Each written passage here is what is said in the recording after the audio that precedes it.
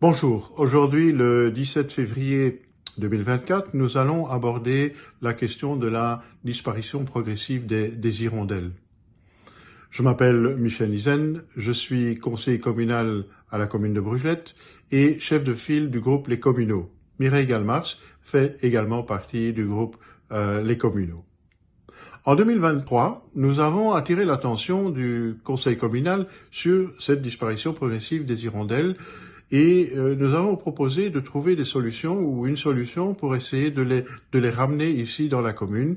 C'est l'installation d'un certain nombre de nichoirs.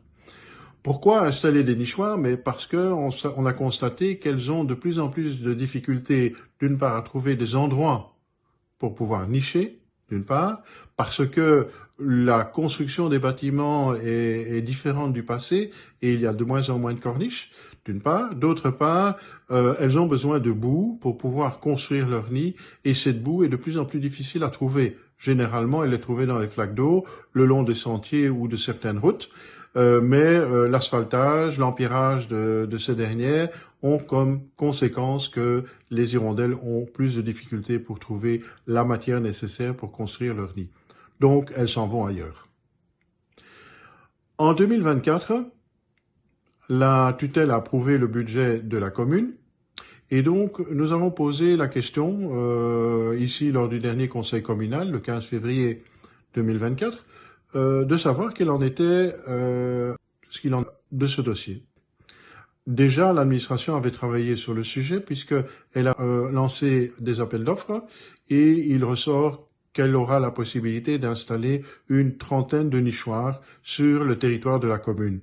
Ce seront principalement la maison communale, les églises, les bâtiments communaux, la maison des jeunes qui sont visés pour l'installation de ces nichoirs. Mais pourquoi s'intéresser aux hirondelles? Tout simplement parce qu'elles font partie de notre cadre de vie, qu'elles participent à la biodiversité de notre région et leur disparition est un signe de dégradation de cette biodiversité.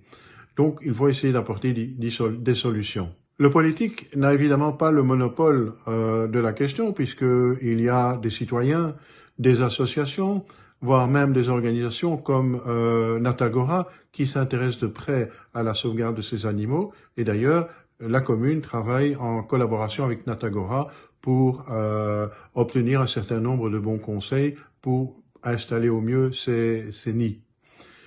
Mais cela fait aussi partie d'un ensemble de responsabilités que portent les conseillers communaux. Nous devons nous intéresser à la biodiversité, à l'environnement, cela fait partie d'une de nos missions. Il n'y a pas que les routes, il n'y a pas que la construction de bâtiments, il n'y a pas que les taxes ou que ce soit comme action.